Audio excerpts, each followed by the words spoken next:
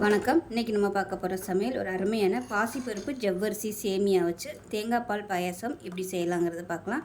ரொம்ப ஈஸியாக பண்ணிடலாம் குக்கரில். இப்போ நான் சொல்லியிருக்க மெத்தடில் செஞ்சு பாருங்கள். டேஸ்ட்டும் சூப்பராக இருக்கும், ரொம்ப சுலபமாகவும் இருக்கும். அடிக்கடி நீங்கள் இது மாதிரி செய்வீங்க. வாங்க அதை எப்படி செய்யலாங்கிறத பார்க்கலாம். ஒரு குக்கர் எடுத்துக்கலாம். ஒரு அரை கப் அளவுக்கு பாசிப்பருப்பு சேர்த்துக்கலாம். இப்போ நம்ம நல்லா வறுத்துக்கலாம். எண்ணெயெல்லாம் ஊற்ற வேணாம், சும்மா ட்ரையாக வறுத்தா போதும். இப்போ பாருங்கள், லேசாக வறுபட்டுருச்சு. இப்போ அமர்த்திடலாம். இப்போ எடுத்த அதே கப்பில் அரை கப் அளவுக்கு ஜவ்வரிசி சேர்த்துக்கலாம். இது மாவு ஜவ்வரிசி தான். ஸோ என்கிட்ட மாவு ஜவ்வரிசி இருந்ததுனால நான் அதை சேர்த்துருக்கேன். உங்கள்கிட்ட அந்த பொடி ஜவ்வரிசி இருந்துச்சுன்னா நீங்கள் அதை சேர்த்துக்கோங்க. பொடி ஜவ்வரிசி சேர்க்குறதா இருந்தால் விசில் ஒரு 5-6 விசில் வைக்கணும். இது மாவு ஜவ்வரிசிங்கிறதுனால சீக்கிரமாகவே வெந்துடும். இதுக்கு ஒரு 3 விசில் விட்டிங்கனாலே போதும். இப்போ அதே அளவுக்கு சேமியா சேர்த்துக்கலாம். ஸோ எது கூட குறைச்சி பண்ணணுமோ நீங்கள் அதை சேர்த்துக்கலாம். இப்போ இதில் தண்ணி சேர்த்துக்கலாம். எந்த கப்பில் எடுத்தீங்களோ அதே கப்பில் ஒரு 6 கப் அளவுக்கு தண்ணி சேர்த்துக்கோங்க. இதை கலந்து விட்டுலாம். இது வறுத்த சேமியாங்கிறதுனால நான் வறுக்கலை. உங்களுக்கு வறுத்தா தான் பிடிக்கும்னு நினச்சிங்கன்னா பாசிப்பருப்பு வறுக்கும் போது அதையும் சேர்த்து லேசாக வறுத்துக்கோங்க. இப்போ இன்னும் கொஞ்சம் தண்ணி சேர்த்துக்கலாம். நான் வெல்லம் யூஸ் பண்ண போகிறேன், அதனால் பால் சேர்க்கலை, வெறும் தண்ணி மட்டும்தான் யூஸ் பண்ணியிருக்கேன். நீங்கள் ஜீனி சேர்க்குறதா இருந்தால் பால் ஊற்றிக்கோங்க. ஏன்னா நான் இன்றைக்கி தேங்காய் பால் தான் யூஸ் பண்ண போகிறேன். வெல்லம் சேர்க்குறதுனால பால் சேர்க்கலை. சில நேரங்களில் திரண்டுடும், அதுக்காக நான் பால் சேர்க்கலை. நீங்கள் விருப்பப்பட்டால் பால் சேர்த்துக்கோங்க. அதுக்கு பதிலாக வெல்லத்துக்கு பதிலாக நீங்கள் ஜீனி சேர்த்துக்கலாம். இப்போ இதில் கொஞ்சமாக நெய் சேர்த்துக்கலாம். இப்போ தான் பொங்கி ஊற்றாமல் இருக்கும். இல்லைன்னா எண்ணெய் கூட நீங்கள் ஒரு 2-3 சொட்டு சேர்த்துக்கலாம். இப்போ குக்கரை மூடி வச்சுட்டு நல்லா ஒரு 3லேருந்து ஒரு 4 விசில் விட்டுட்டு ஸ்டீம் போனதுக்கப்புறம் பார்க்கலாம்.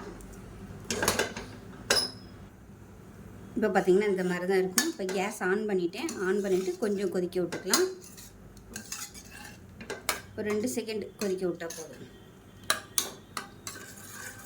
அதே சமயம் இந்த சைடு பார்த்திங்கன்னா வெல்லம் நான் ஏற்கனவே எடுத்து வச்சுருக்கிறேன். இப்போ அந்த வெல்லத்தை நம்ம அதில் சேர்த்துக்கலாம்.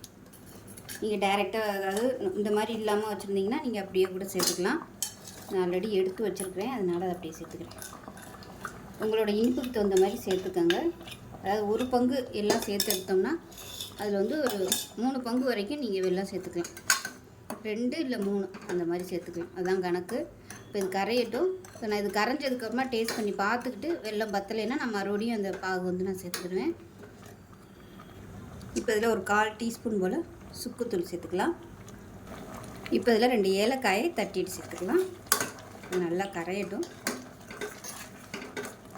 இப்போ இந்த சமயம் டேஸ்ட் பண்ணி பார்த்துக்கோங்க. பத்தலைன்னா இனிப்பு சேர்த்துக்கலாம். இனிப்பு கொஞ்சம் மைல்டாக தான் இருக்குது, அதனால் இன்னும் கொஞ்சம் நான் வெல்லம் சேர்த்துக்கிறேன். கம்மியாக வேணாலும் நீங்கள் கம்மியாக யூஸ் பண்ணிக்கலாம். சிந்தளவுக்கு கொஞ்சம் கெட்டியாகவே வச்சுக்கோங்க. தேங்காய் பால் வேறு ஊற்றணும். முதலே தண்ணியாக இருந்துச்சுன்னா ரொம்ப அப்படியே தண்ணியாக போய் தேங்காய் பால் ஊற்றணும். இப்போ நல்லா மீடியமான ஃப்ளேமில் ஒரு 2 செகண்ட் மட்டும் கொதிக்கட்டும். இப்போ நல்லா கொதிச்சிருச்சு. இப்போ கேஸ் அமர்த்திடலாம். அமர்த்திட்டு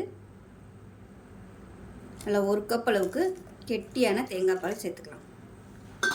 தேங்காய் பால் சேர்த்துட்டு கொதிக்க விடக்கூடாது. கேஸ் அமர்த்திட்டு சேர்த்துக்கோங்க, அந்த சூட்லேயே சரியாயிடும்.